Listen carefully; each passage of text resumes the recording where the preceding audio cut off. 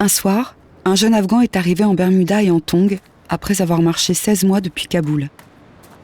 Il m'a demandé si par hasard, dans le tas de tennis usagés là, nous n'aurions pas une paire de baskets. Des baskets pas moches. Des sneakers comme Jay-Z.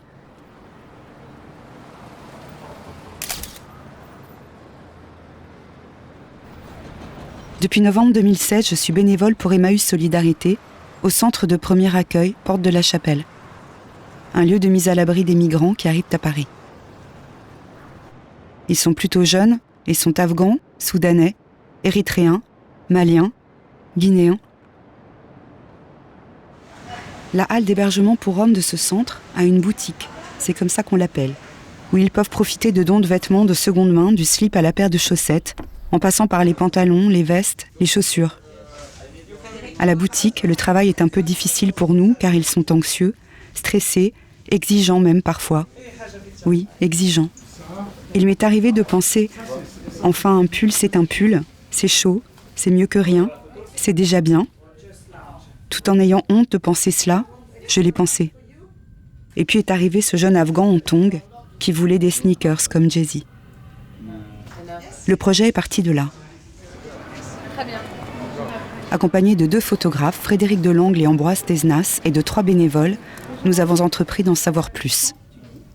De comprendre ce qui se jouait là tous les jours pour chacun d'eux, à la boutique, devant les caisses d'habits d'occasion. Ces vêtements qu'ils portent et qui ont appartenu à d'autres, que représentent-ils pour eux ?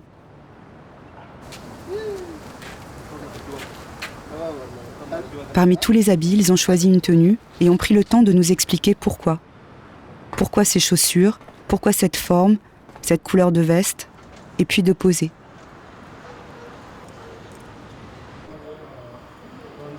Ces portraits réalisés à la chambre, comme un moment de rencontre, calme, intime, et ces moments précieux d'interview, ont été nécessaires pour comprendre à quel point le vêtement est tout sauf anecdotique dans leur vie. Ce vêtement, c'est leur carte d'identité. Bouge pas, 3, 2. C'est bon, fait. Regarde si je fais pas de temps. Non, non, c'est bon.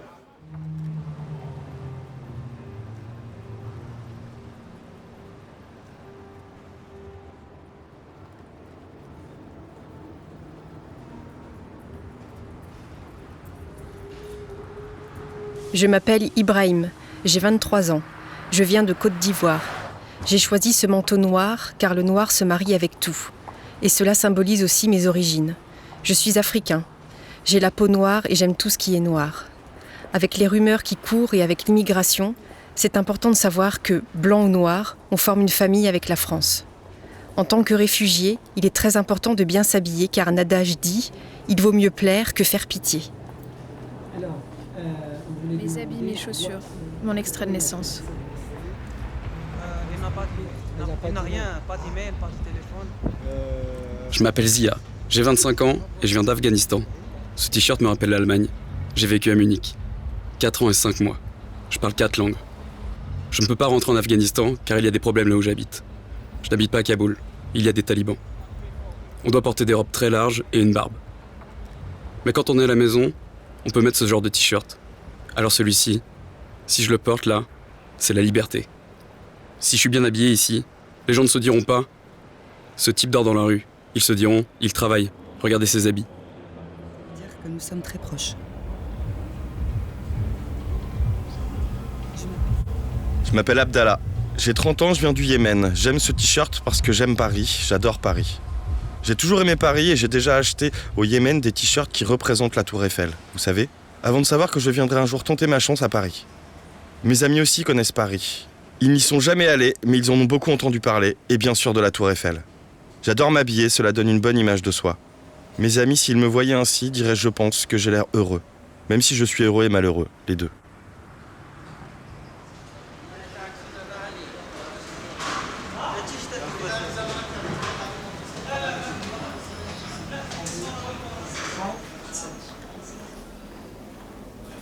Aboubacar. J'ai 21 ans. Je viens de Guinée-Conakry. Je n'ai plus de vêtements car ce matin, la police a mis du gaz dans ma tente puis l'a lacérée. Je me suis enfuie et je n'ai rien retrouvé à mon retour. Là, j'ai choisi un pantalon beige kaki qui est ma couleur préférée. C'est une couleur unique. Être à la mode, c'est attirer les gens autour de vous et donner une bonne image de vous. La mode traditionnelle en Guinée est très colorée, avec des couleurs électriques dans les motifs. La chemise n'est pas notre culture, il y a par exemple les sarouels et les tuniques. Mais la mode traditionnelle en Guinée est plutôt pour les anciens. Faut pas se mentir, je suis pas tellement dans les habits traditionnels. Il y a des occasions où il faut porter ça, des fêtes, et ça fait du bien quand même. Mais ici, nous voulons vivre comme tout le monde. Mon idée, ce n'est pas d'offenser. Je suis venue pour chercher à être dans la norme, je ne veux pas de problème. C'est pourquoi j'ai dit que j'avais peur des images.